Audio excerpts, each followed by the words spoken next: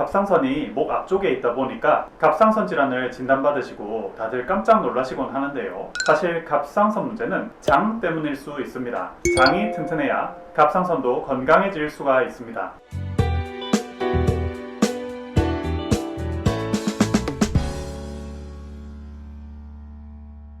안녕하세요. 한약의 소리 한의학 박사 김조영 원장입니다. 최근 댓글에 갑상선에 대해서 자세히 다뤄달라는 요청이 있었습니다. 이 갑상선 질환 너무나 흔한 질환이죠. 과장을 좀 더 보태면 문제가 없는 사람을 찾아보기가 어려울 정도입니다. 피곤해도 갑상선, 손톱이 약해져도 갑상선, 이런 식으로 우리 전신에 연결된 기관이기도 하고요. 갑상선 기능 저하증, 항진증, 출산하시고 갑상선 질환이 생기시는 분들, 이렇게 갑상선에 대해서 다양한 질환이 있습니다. 그래서 오늘은 갑상선에 대해서 이야기를 해보려 합니다. 갑상선은 가로 약 5cm로 목 피부 바로 아래에 위치한 작은 선입니다. 나비 넥타이 모양으로 되어 있고요. 방패 모양 같아서 방패 모양의 셈이라는 뜻에서 갑상선이란 이름이 나왔습니다. 일반적으로 갑상선은 거의 볼 수도 없고 느낄 수도 없지만 갑상선이 커지게 되면 목에 뚜렷한 팽창부가 나타날 수 있습니다. 갑상선은 우리 몸의 점화 플러그라 보시면 되는데요. 인체의 신진대사를 조절하는 갑상선 호르몬을 분비합니다. 갑상선 호르몬은 두 가지 방식으로 대사에 영향을 미칩니다. 첫 번째, 신체 내 모든 조직들이 단백질을 생산하도록 자극하고, 두 번째, 세포가 사용하는 산소의 양을 증가시킵니다. 이를 통해서 갑상선 호르몬은 심박수, 칼로리 소비 속도, 피부 유지, 성장, 발열, 생식 능력, 소화 등의 인체의 여러 가지 중요한 기능에 영향을 미칩니다. 갑상선 호르몬에는 두 종류가 있습니다. 4요오드 타이로닌이라 부르는 T4와 3요오드 타이로닌이라 부르는 T3가 있습니다. 갑상선이 생산하는 주요 호르몬인 T4는 그 자체로는 큰 효과가 없으나 간과 다른 조직에서 실제 몸에 작용을 하는 T3로 변환되게 됩니다. T4에서 T3로의 전환 양에 따라서 몸이 얼마나 따뜻해질지, 또 질병이 걸릴지 걸리지 않을지가 결정이 됩니다. 쉽게 이야기해서 갑상선 호르몬은 우리 몸 곳곳이 병이 걸리지 않도록 조절하는 중요한 호르몬이라 할 수 있습니다. 그렇다면 갑상선에 문제가 생기게 되면 걸리는 질환들에는 어떤 것들이 있을까요? 갑상선에 문제가 생기는 경우 흔히 아시는 갑상선 기능 항진증, 갑상선 기능 저하증 등의 질환에 걸리게 됩니다. 또한 분만 후 3-4개월의 여성분들에게는 무증상성 림프구성 갑상선염이 생기기도 합니다. 갑상선 호르몬을 만드는 요오드의 섭취 부족이나 기타 약물 복용으로 인해서 갑상선이 비대되는 단순 비독성 고이터가 생길 수도 있습니다. 바이러스 질환 이후에 악읍성 갑상선염이 생기거나 방사선이나 기타 독성 물질에 의해서 갑상선암이 생기기도 합니다. 갑상선 기능 저하증의 원인은 갑상선 절제술, 방사선 치료, 자가 면역 질환, 바이러스 감염, 염증, 뇌하수체 종양, 암 등입니다. 갑상선 기능 항진증의 원인은 자가 면역 질환입니다. 악읍성 갑상선염의 경우는 바이러스가 그 원인이고, 갑상선암의 경우는 방사선과 기타 독성 물질들이 그 원인입니다. 우선 흔한 질환이 갑상선 기능 저하증과 항진증이지요. 이 두 가지 모두 자가 면역 질환이 영향을 미치는데요. 자가 면역 질환은 왜 생길까요?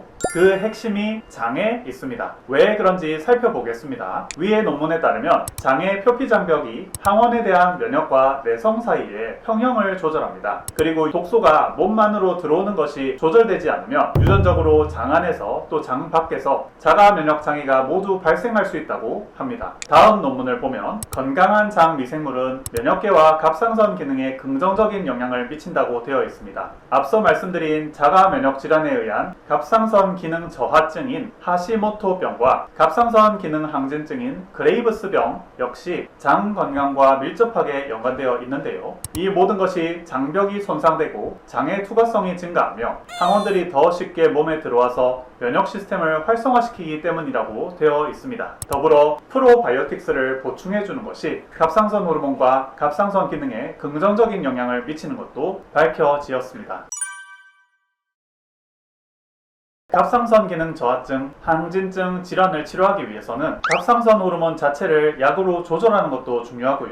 갑상선 호르몬을 구성하는 요오드, 철분, 구리, 셀레늄, 아연을 섭취하는 것도 중요합니다. 그런데 더 근본적으로는 장을 다스려야 합니다. 프로바이오틱스를 먹어도 도움이 되겠지요. 요구르트나 식이섬유도 도움이 될 것입니다. 그런데 이 장을 한약이 정말 잘 다스립니다. 위의 논문을 살피면 한약이 장내 미생물과 작용하는 두 가지 경로를 설명했습니다. 첫 번째는 장내 미생물이 한약을 소화하여 흡수 가능한 작은 분자 형태로 만들고 그로써 그 분자들이 몸에 들어가서 생리학적 변화를 일으키며, 두 번째는 한약 자체가 장내 미생물과 그 분비를 조절하여 생리학적 변화를 일으킨다는 것이지요. 다음 논문을 보겠습니다. 갑상선 기능 항진증을 치료하는 메티마졸이라는 약을 단독으로 복용하는 환자군과 메티마졸과 한약재 황련에 든 주요 성분 중 하나인 베르베린을 혼합하여 복용하는 군을 대상으로 실험했을 때 변화를 살펴보았는데요. 베르베린과 메티마졸을 둘 다 복용한 그룹에서 TSH, 즉 뇌하수체에서 분비되는 갑상선 자극 호르몬과 FT3, 즉 실제 몸에 작용하는 자유 T3 호르몬이 정상으로 돌아왔으나 메티마졸만 복용한 그룹은 FT3만 정상으로 돌아왔다고 나타났습니다. 메티마졸만 복용한 그룹은 장내 미생물의 변화가 없었으나 베르베린과 메티마졸을 함께 복용한 그룹은 이로운 박테리아는 증가하고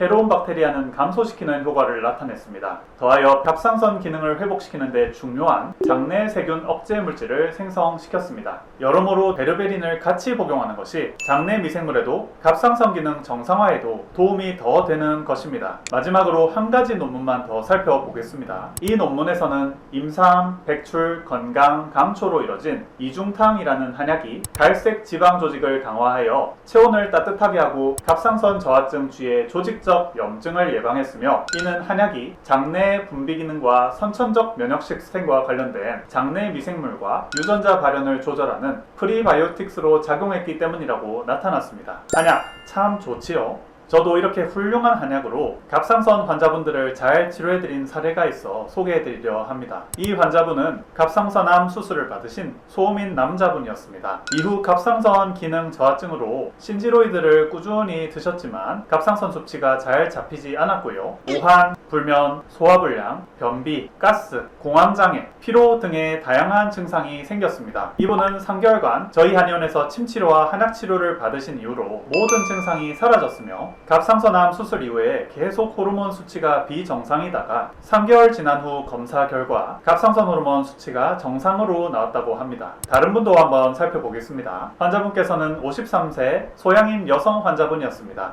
갑상선 항진증으로 인해서 메티마졸과 신지로이드 약물을 드시며 갑상선 기능을 조절 중이셨습니다. 그러나 갑상선 수치가 비정상인 상태셨습니다. 환자분의 상태를 정확하게 파악하기 위해서 문진, 설진, 맥진 등을 꼼꼼하게 한 결과 몸 전체적으로 혈액이 부족하고 과도한 스트레스로 인해서 몸이 긴장되고 불안하며, 더불어 오장육부 중에는 폐와 간에 열이 많이 쌓이시고 심장, 췌장, 신장의 기능이 저하된 상태였습니다. 환자분의 몸 상태를 진단한 결과를 바탕으로 전체적으로 혈액을 보강하고 몸을 안정시키는 치료를 시작했습니다. 몸 상태에 맞게 한약을 지어드렸는데요. 더불어 주효 경혈에 침을 놓아서 오장육부의 기능이 빠르게 회복될 수 있도록 도와드렸습니다. 한 달 후 내원해 주셨을 때 병원에 갑상선 검사 결과를 가지고 오셨는데요. 이때 갑상선 기능 항진증이 모두 사라지고 호르몬 수치가 정상화되셨다는 결과를 받으시고 정말로 기뻐하셨습니다. 사실 환자분은 갑상선 기능 항진증뿐만 아니라 이명치료를 위해서도 내원하셨는데요. 갑상선은 치료 한 달 만에 빠른 효과를 보시고 치료를 시작하신 지 5개월째인 23년 7월 17일 이명이 완전 사라지고 몸이 전부 회복되시고 컨디션도 좋은 상태라고 말씀해 주셨습니다.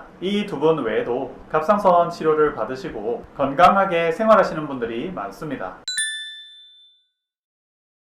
오늘은 갑상선 질환의 원인과 해결 방법, 실제 치료 사례까지 말씀드렸습니다. 갑상선, 원인을 알면 반드시 해결할 수 있는 질환입니다. 제가 오늘 말씀드린 방법이 도움이 되셨기를 바랍니다. 더 궁금한 점이 있으신 분들께서는 댓글을 남겨주시면 제가 직접 답변을 남겨드리겠습니다. 영상이 도움이 되셨다면 구독과 좋아요 부탁드립니다. 다음 시간에는 갑상선 질환에 도움이 되는 음식과 도움이 안 되는 음식에 대해서 알아보겠습니다. 지금까지 한약의 소리 한의학 박사 김조영이었습니다. 감사합니다.